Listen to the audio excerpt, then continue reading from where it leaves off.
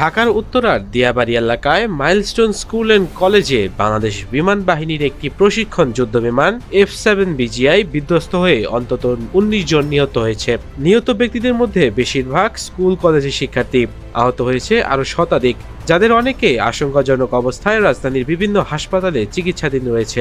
আজ সোমবার ২১ জুলাই বেলা ১টা বেজে ৬ মিনিট বিমানটি উড্ডয়ন করে, কিন্তু উড্ডয়নের কিছুক্ষণের মধ্যেই সেটি নিয়ন্ত্রণ হারিয়ে মাইলস্টোন স্কুল অ্যান্ড কলেজের প্রাঙ্গণে বিধ্বস্ত হয়। ঘটনাস্থলেই আগুন ধরে যায়। বিকট বিস্ফোরণে এলাকা কেঁপে ওঠে এবং স্কুল ভবনের একাংশ ক্ষতিগ্রস্ত হয়।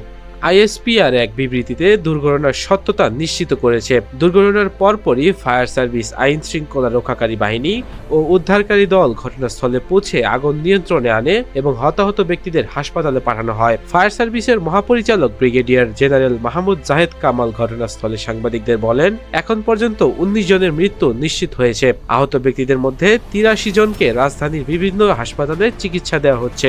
এদিকে বিমান বাহিনীর বেশিরভাগ দুর্ঘটনা প্রশিক্ষণ চলাকালেই ঘটে, যা PT-6, Yak-130, L-39 বা F-7 টাইপ বিমানের ক্ষেত্রে বেশি দেখা গেছে। প্রায় প্রতি দশকেই ফ্লাইট ক্যাডেট ও কোয়াড্রন লিডারদের প্রাণহানি ঘটেছে। এর মধ্যে ১৯৯১ সালের ঘূর্ণিঝড় ছিল সবচেয়ে বড় ট্র্যাজেডি। একদিনেই ৪৪টি বিমান বিধ্বস্ত হয়। উত্তরার দুর্ঘটনা এ তালিকায় বিরল ও ভয়াবহ সংযোজন, যেখানে যুদ্ধ বিমান সরাসরি শিক্ষা প্রতিষ্ঠানে বিধ্বস্ত হয়ে এত সংখ্যক শিক্ষার্থী নিহত হয়েছে।